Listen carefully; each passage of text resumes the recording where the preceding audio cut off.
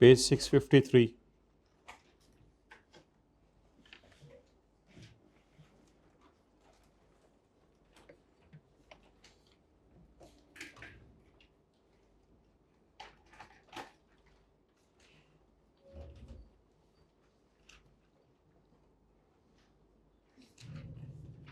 Investment इन debentures दी हुई है आपको। ऑब्वियसली ये अमोर्टाइज कॉस्ट ही होगा, क्योंकि अगर ये एफईटी ओसीआई होता तो यहाँ फेयर वैल्यू दी होती, फिर उसमें चेंज दी होती, तो फेयर वैल्यू दी होती, इसलिए ये अमोर्टाइज कॉस्ट है इन्वेस्टमेंट इन डिबेंचर्स। अब ये डेटा सा आपके सामने है, तो मैंने तो ये कहा था कि बैलेंस शीट के अंदर आप ले जाया करें एसेट्स में। अगर 2011 की बैलेंस शीट है तो 205।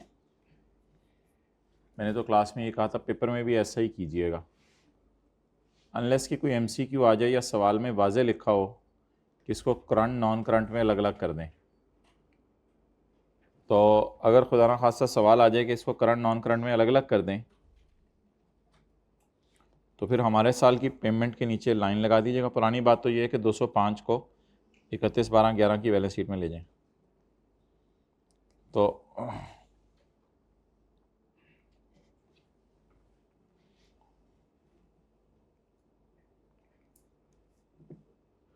अब सवाल ये राइज होगा कि हमारे साल की पेमेंट के नीचे लाइन लग गई,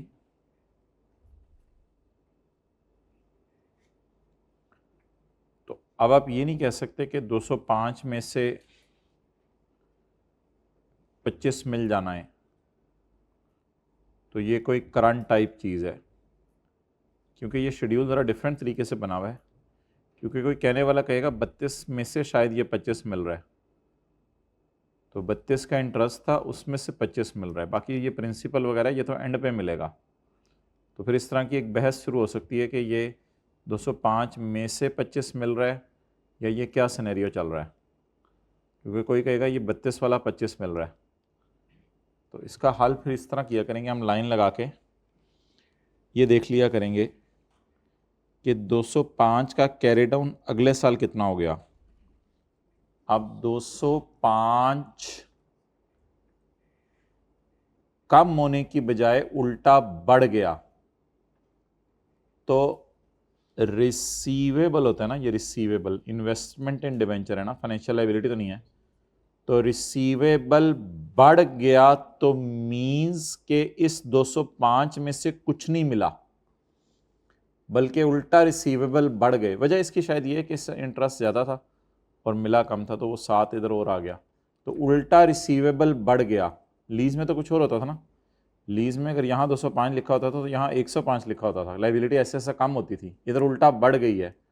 तो इस तरह की लाइन लगा के सोचेंगे कि 205 इज माई कैरेट डाउन, इसको मैंने ब्रेक करना है करंट और नॉन करंट में। तो 205 एक 212 हो गया, उल्टा बढ़ गया, तो फिर बेहतर है 205 का कुछ भी नहीं मिला अगले साल, क्योंकि मिलता तो ये 204 हो जाता।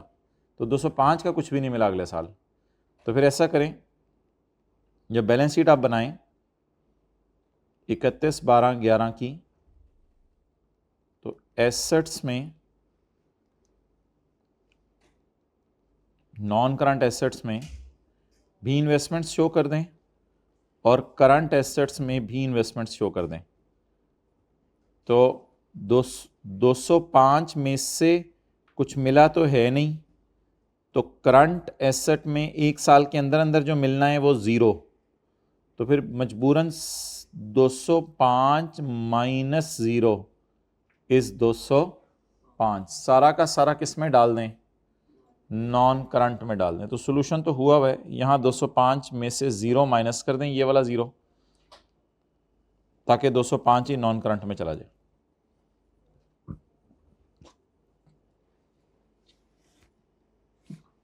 Page number 653।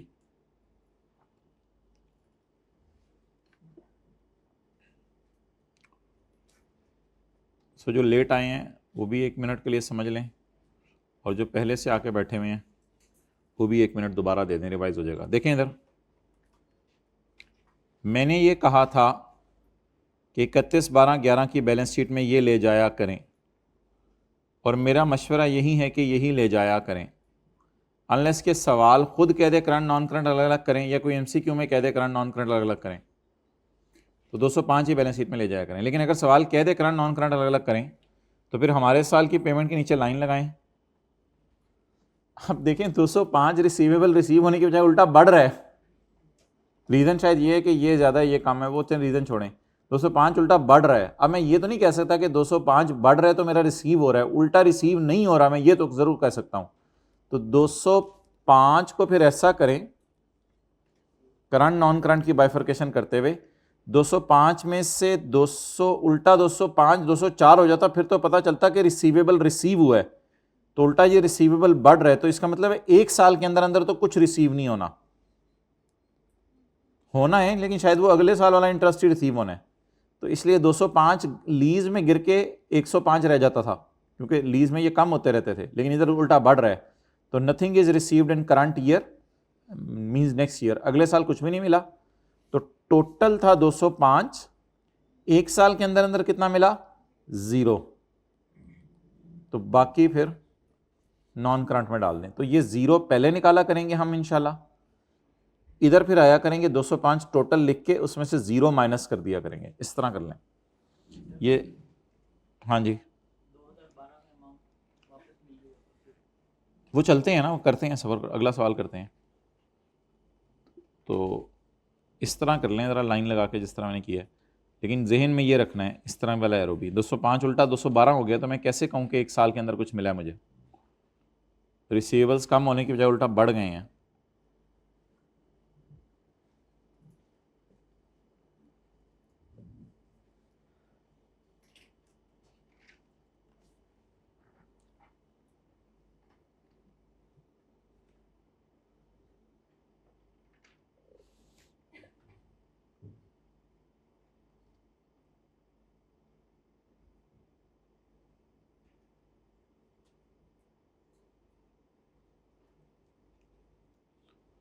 चलिए अगला अब आप खुद ट्राई करें।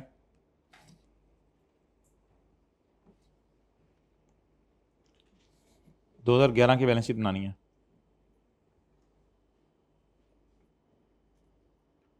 सोचें ज़रा, बैलेंस शीट में वैसे जाना कितना है पुराने नॉलेज के मुताबिक? 195। 195 रिसीवेबल हमारे साल के एंड के है, अगले साल के एंड का रिसीवेबल कितना है? तो बज़ाहिर रिसीवेबल रिसीव हो रहा है 1 साल के अंदर अंदर। इसका एक और वजह भी है, वैसे वो देखें उस तरह देखना नहीं है, एक और तरह देखें। 18 का इंटरेस्ट था, उल्टा 25 मिल रहा है, तो शायद 18 इंटरेस्ट मिल रहा है, बाकी प्रिंसिपल पुराना वाला मिल रहा है, कुछ इस किस्म का सीन हो रहा है। लेकिन इस तरह तो नहीं सोचना, आप लोगों ने इस तरह सोचना है, रिसीवेबल कम हो गया, इसका मतलब है कि करंट में आप डाल दें कितना? 7 1 साल के अंदर अंदर रिसीव हो गया। ये देखिए मैंने कैसे निकाला है, 7 1 साल के अंदर अंदर रिसीव हो गया। अगला काम वही करें कि जब आपने 195 में से 7 को करंट में डाल दिया है, तो बाकी को कितना? 1, वो वही वाला आ जाना इसकी खैर है। तो मेरा ख्याल है इधर इस तरह लिखें, वो ये वाला 195 पकड़ें, इधर लाएं, और -7, ये 7 असल में इधर से गया। अब कितना? अल्लाह का शुक्र है टोटल तो 195 लेके जाना है, ये याद रखिएगा, इसको ना चेंज कीजिएगा।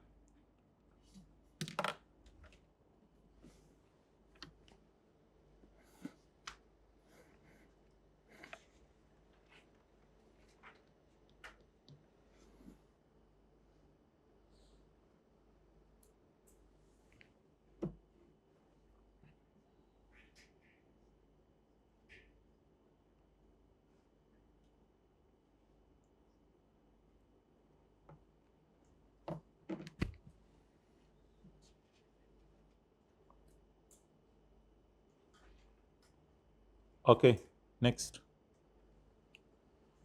इसको काट दें एग्जाम्पल 3 को, इसकी ज़रूरत नहीं है।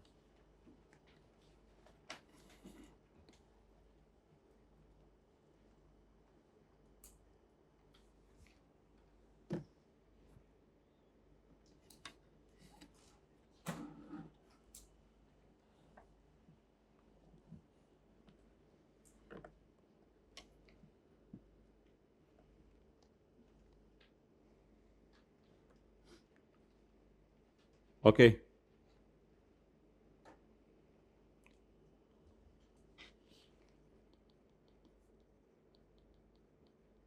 अच्छा जी, ईयर एंड है 31 दिसंबर 2024।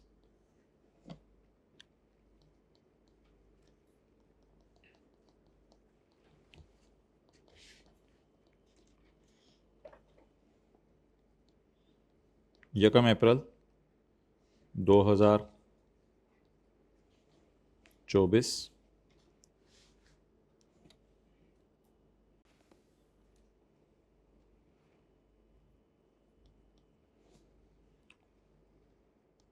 इकतीस मार्च 25।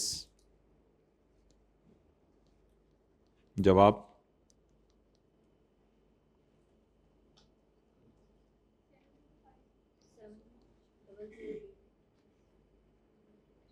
ओके 31 मार्च 26।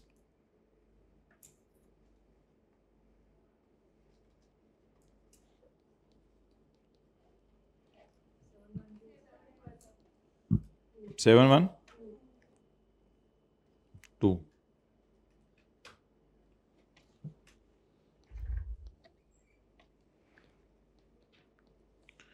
इकतीस दिसंबर 24 और 31 दिसंबर 25 की बैलेंस शीट बनाते हैं करंट और नॉन करंट में, इन्वेस्टमेंट इन डिबेंचर्स, क्योंकि शेयर्स तो होते नहीं इधर।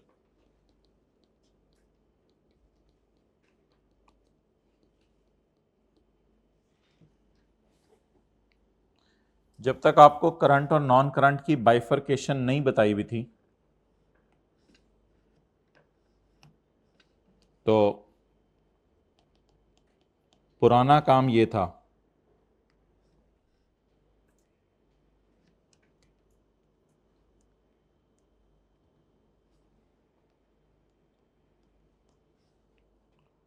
पुराना काम ये था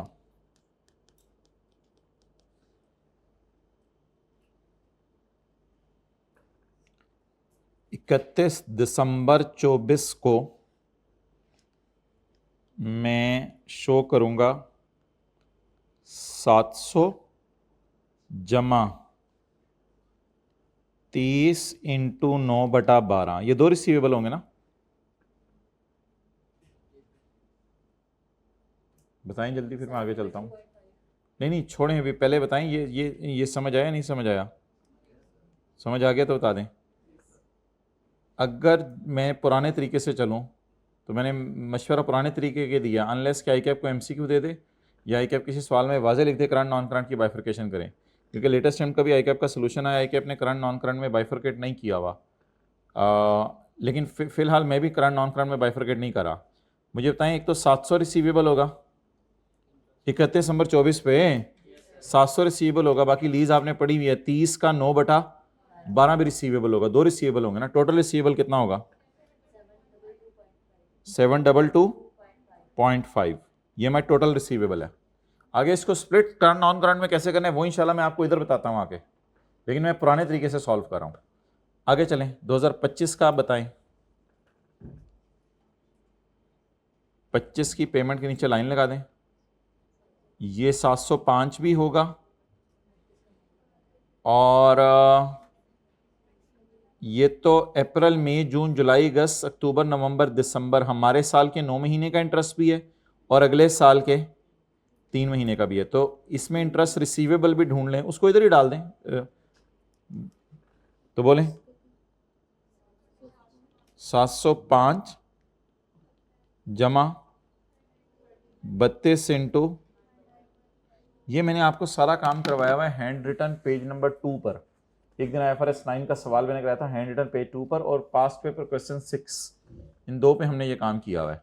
बोलें 7 to। अब मसला ये है कि इन दोनों को स्प्लिट करना है, करंट और, यानी कि इसको अगर मैं इधर और इधर शो करूं तो टोटल यही आना चाहिए 722.5, और इस वाले को मैं इधर और इधर शो करूं, उसकी बहस अब मैं बाद में करता हूं। फिलहाल पुराना तरीका नोट कर लें। नया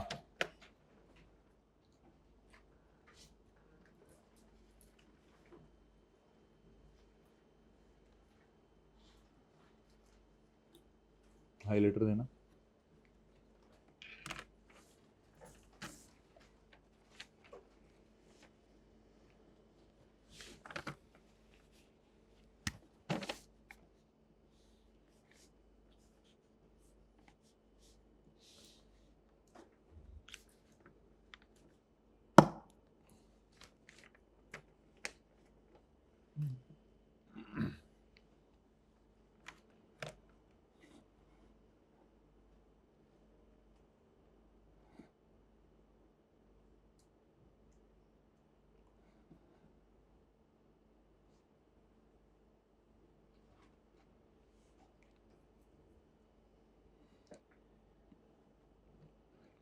जी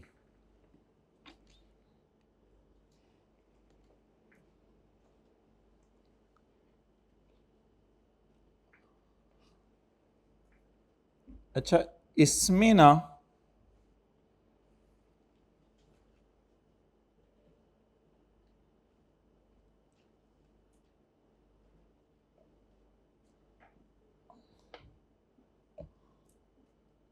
जहां अकाउंटिंग ईयर एंड और डिवेंचर का ईयर एंड डिफरेंट हो, इसमें मैं आपको इजाज़त दे रहा हूं कि आप लोग जो है ना पुराना तरीका करके फिर नए की तरफ आइएगा, यानी टोटल कैरी डाउन निकाल के उसको फिर स्प्लिट कर दीजिएगा, टोटल कैरी डाउन निकाल के उसको स्प्लिट कर दीजिएगा। तो शायद मैं कहना ये चाह रहा हूं कि ये वर्किंग 1 है और ये वर्किंग 2 है, यानी पुराने तरीके से मैंने बैलेंस शीट बना दी है ताकि टोटल कैरी डाउन में मेरे फड्डा ना हो, क्योंकि टोटल कैरी डाउन अब वर्किंग से मिल नहीं रहा, वर्किंग 1 से देख लें, मुझे तो नहीं मिल रहा, टोटल कैरी डाउन वर्किंग 1 से मिल नहीं रहा, वो निकालना पड़ा मजबूरी में। अब करें ऐसा कि हमारे साल की पेमेंट के नीचे लाइन लगा दें, इसमें ना इसी को करंट में ले जाएं, इसमें ना इसी को करंट में ले जाएं। असल में 700 और 30 में से जो भी मिलना है ना, वी आर डैम श्योर कि या ये 30 का कुछ हिस्सा है या 700 का कुछ हिस्सा है, क्योंकि अब देखें अगला भी आपने बीच में डाल दिया, अब 30 का भी तो आपने 9/12 बीच में डाल दिया ना, तो अब जो भी मिलने अगले साल वो 25 इंशाल्लाह मिल ही जाना, इसमें कोई टेंशन नहीं है। इसलिए इसमें यह राय है ज़्यादा बेहतर कि अगर आप इस तरह लाइन लगाएं तो इसको करंट में डाल दें, इसमें वो वाला काम नहीं करना, वो जो मैं कर रहा था कि ऐसे करें और 705 पे चला गया है, 5 बढ़ गया है तो सॉर्ट ऑफ सोचें कोई रिसीवेबल रिसीव नहीं हो रहा, इसमें ऐसा नहीं करना। इसमें क्योंकि 700 और 30 दोनों में से कुछ ना कुछ अब मिल ही गया है, तो बस ठीक है, इसमें ज़्यादा आसान तरीका लगाएं, 25 को किस में डाल दें, करंट में, लेकिन फिर वर्किंग 2 में आए, वर्किंग 2 722.5 -25, अगला खुद ट्राई कर लें हमारे साल की पेमेंट के नीचे लाइन लगा के।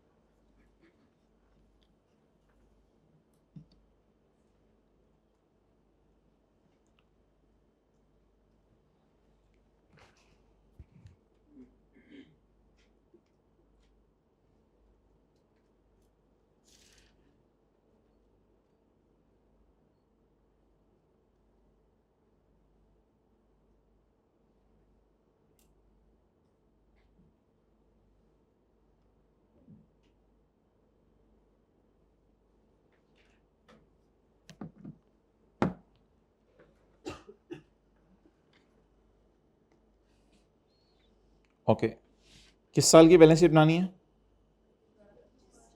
31 और 25 की। क्या करें, हमारे साल की पेमेंट के नीचे लाइन लगाएं और इसको कहाँ डाल दें, करंट में, कूपन रेट को।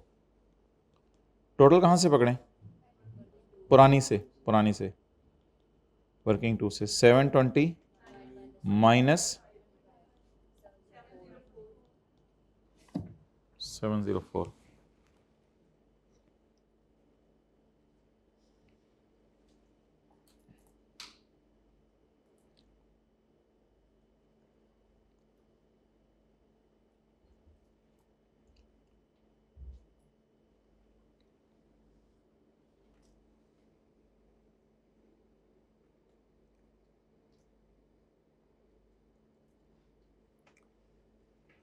पुरानी बैलेंस शीट बना के आपको इधर लिखें टोटल कैरी डाउन मिलेगा। फिर टोटल कैरी डाउन को आपने स्प्लिट करना होगा।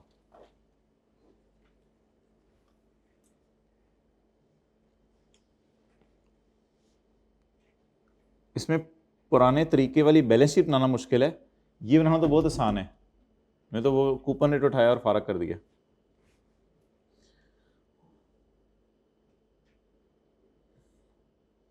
थोड़ी देर पहले अजीब सी अप्रोच चल रही थी, देखें वो क्या चल रही थी, वो ये चल रही थी कि अकाउंटिंग ईयर एंड और डिवेंचर ईयर एंड सेम है, तो 205 में से कुछ भी नहीं मिला तो सारे 205 को, और इधर इतनी लंबी चौड़ी साइंस करने की जरूरत नहीं, अब तो बड़े हो गए हम, इतनी लंबी चौड़ी साइंस 80 में लगा हुआ था। 195 में से 7 मिल गया तो 7 को करंट में डाल दें, तो 195 माइनस 7 188 को नॉन करंट में डाल दें। अच्छा,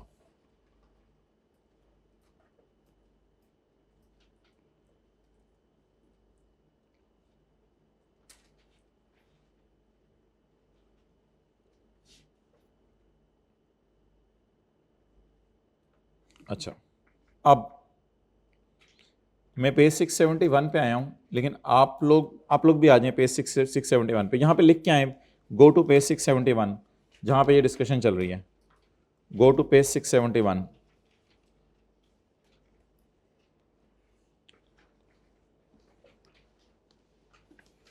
अच्छा,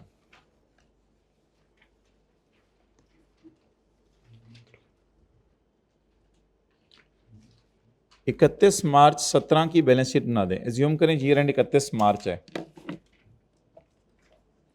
31 मार्च 17 की बैलेंस शीट बना दें।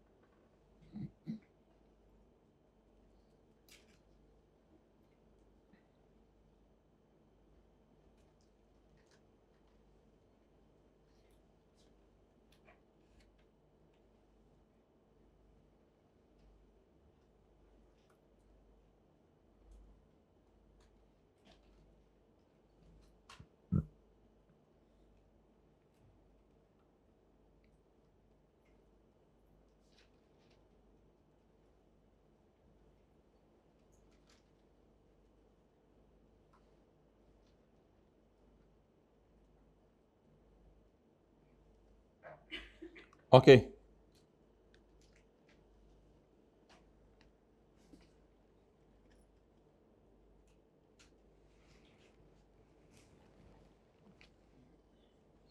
इसको समझ लें, ये वर्किंग 1 है। वर्किंग नंबर 2,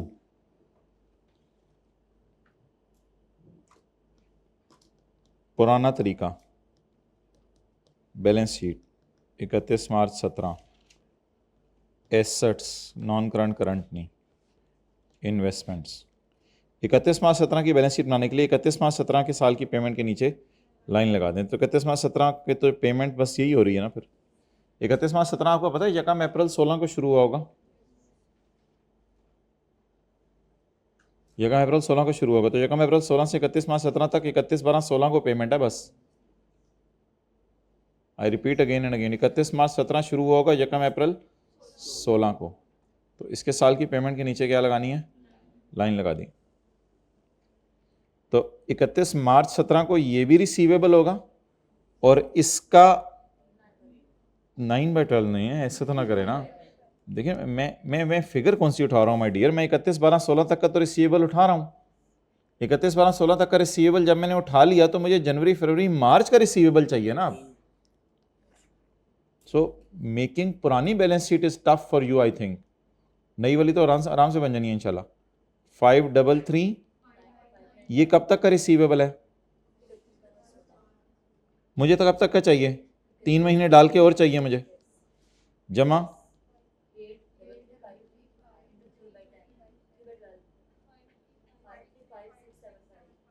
अब ये कहीं से टैली नहीं होगा, बस है तो है बस ये। अब ये टोटल है या करंट नॉन करंट है, टोटल है। अगेन हमारे साल की पेमेंट के नीचे क्या लगाएं, इसको डाल दें करंट में। इधर तो मेथड बदल दिया ना हमने, इधर मैंने ऐसे वाली अप्रोच खत्म कर दी है, इसको करंट में डाल दें बाकी सारे को।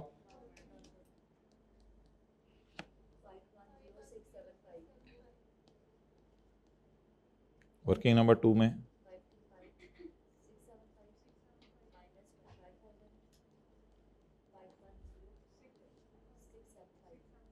जी कितने लोगों ने इसी तरह किया था, समझ आ गया।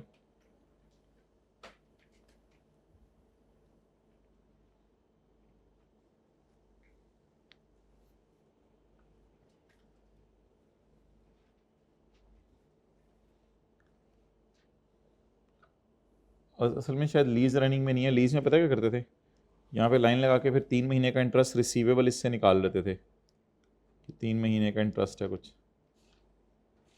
तो यहाँ पे लिख लें पेज 671 जहाँ ये डिस्कशन चल रही थी।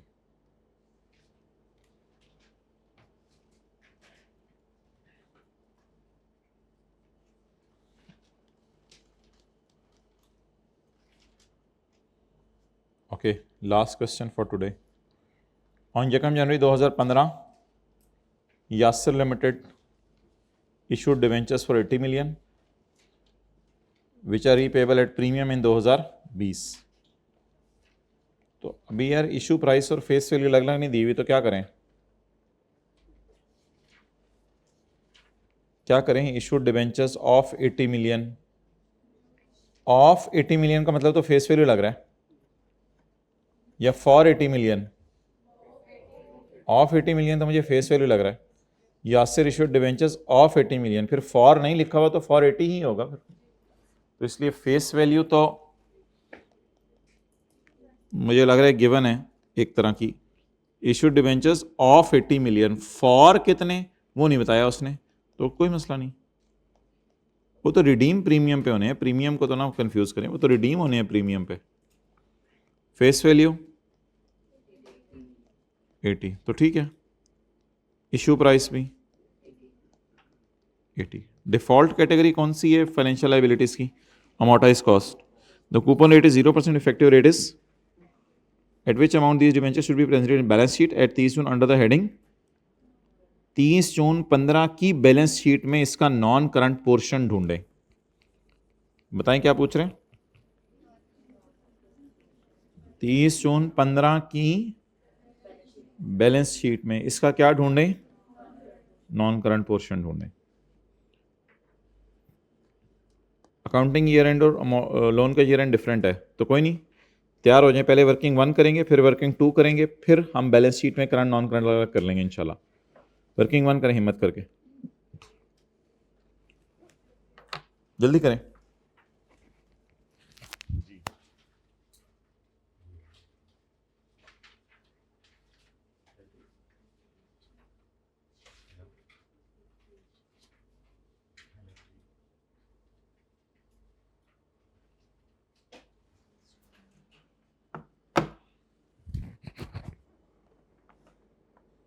पर है ना मैं पर 6 मंथ नहीं है कोई।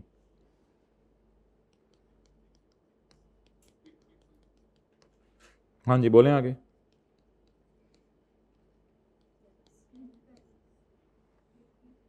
इशू प्राइस बताएं, ट्रांजैक्शन कॉस्ट जवाब जी बोलें। 10% है, 0.88। ओके, बस ख़त्म। वर्किंग 2, पुराना तरीका,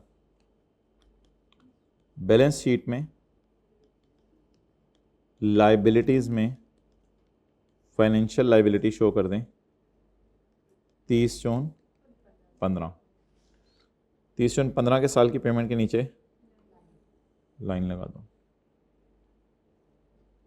लेकिन ये तो यकम जनवरी 15 का उठा लिया है, क्या करें? ये तो यकम जनवरी 15 का एससी, यकम जनवरी 15 का एससी जमा अभी थोड़ी देर पहले कराया था, जमा 6 महीने का डाल दो ना। ये तो पुराना तरीका है माय डियर। 8 ×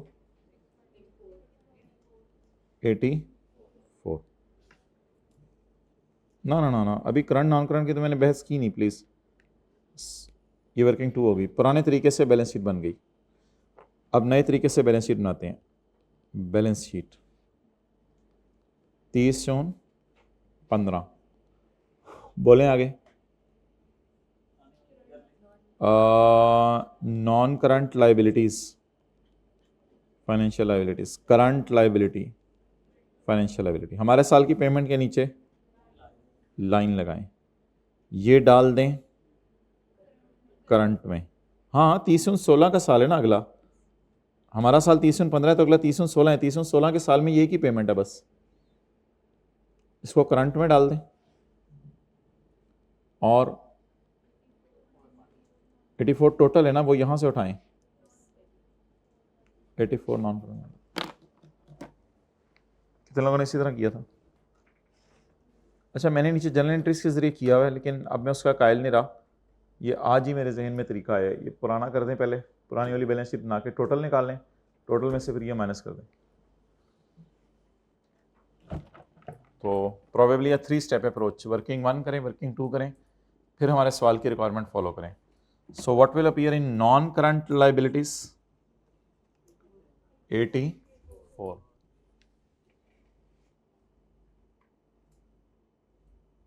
अच्छा, ये वाला तरीका कब करना है? लाइन लगा के नीचे से कूपन रेट उठाना है, जब अकाउंटिंग ईयर एंड और डिवेंचर का ईयर एंड डिफरेंट हो। और अगर नहीं डिफरेंट, फिर तो वो पता नहीं कोई इस तरह का तरीका बताया था कि 88 पे चला गया है, तो फिर तो कुछ भी पे नहीं हुआ, फिर सारा ही नॉन करंट में शो, फिर इस तरह का तरीका बताया था।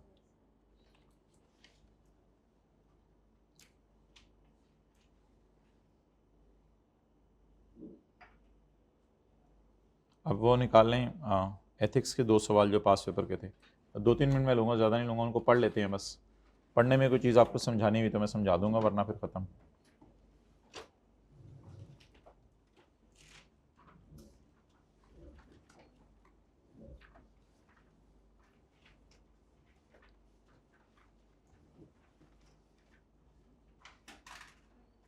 जी, कौन से? Ethics,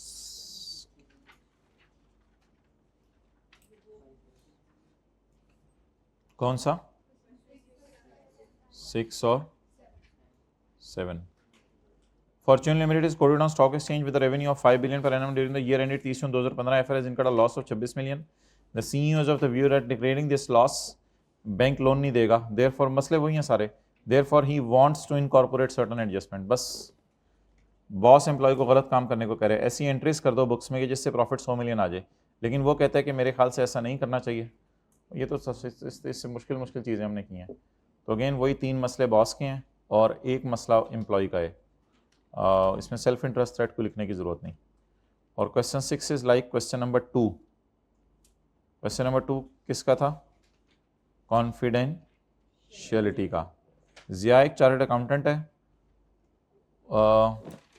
Zia is a chartered accountant, works as financial controller in PTCL is considering the acquisition of Ufone। PTCL सोच रहे हैं कि मैं यूफोन को अपनी सब्सिडरी बना लूं। ज़िया पार्टनर है उसमें, ज़िया टीम का मेंबर है, मादरत पार्टनर मुंह से निकल गया। ज़िया टीम का मेंबर है। जब निगोसिएशन हो रही थी सऊदी किंग से, तो ज़िया भी वहाँ गया हुआ था with the management of TSL। Management तो बैठी होती है, जारी बात है, इनके डायरेक्टर्स तो बैठे होते हैं टॉप स्टोरेज के, लेकिन इनके ओनर्स भी तो बैठे होंगे ना। ओनर्स ने क्यों नहीं बैठना, ओनर्स ने तो चीज़ बेचनी है। तो इनकी मैनेजमेंट वहाँ बैठी हुई थी जिस वक्त ये गया, बल्कि मैनेजमेंट डायरेक्टर तो सऊदी किंग खुद ही होगा ना, उसने 80% 90% अगर ऑलरेडी खरीदा हुआ है। तो जब उसे पता चल गया कि ये फ्यूचर में एक्विजिशन अल्हम्दुलिल्लाह हो जानी है, बिकम अवेयर, पता चल गया उसे, तो ज़िया ने फिर 10 लाख शेयर खरीद लिए हैं यूफोन के, क्योंकि अब उसे पता है अब तो इस पर बड़ों का हाथ आ जाएगा, तो इंशाल्लाह बरकतें ही बरकतें हैं। तो Zia purchased in the name of his wife and son. तो अगेन ज़िया ने कौन से प्रिंसिपल्स को ब्रीच किया है? कॉन्फिडेंशियलिटी और प्रोफेशनल बिहेवियर मैंने कहा था। कौन सा क्वेश्चन है ये? कॉन्फिडेंशियलिटी। तो सबसे टॉप पे लिख के आने, ऐसे ही हरकत करे जिससे प्रोफेशन के नाम पर आँच आ रहा है, और किस वजह से कर रहा है, किसका कौन सा थ्रेट है? Self interest threat. क्लोज करो यार, आधे घंटे से ज़्यादा हो गया, सॉरी।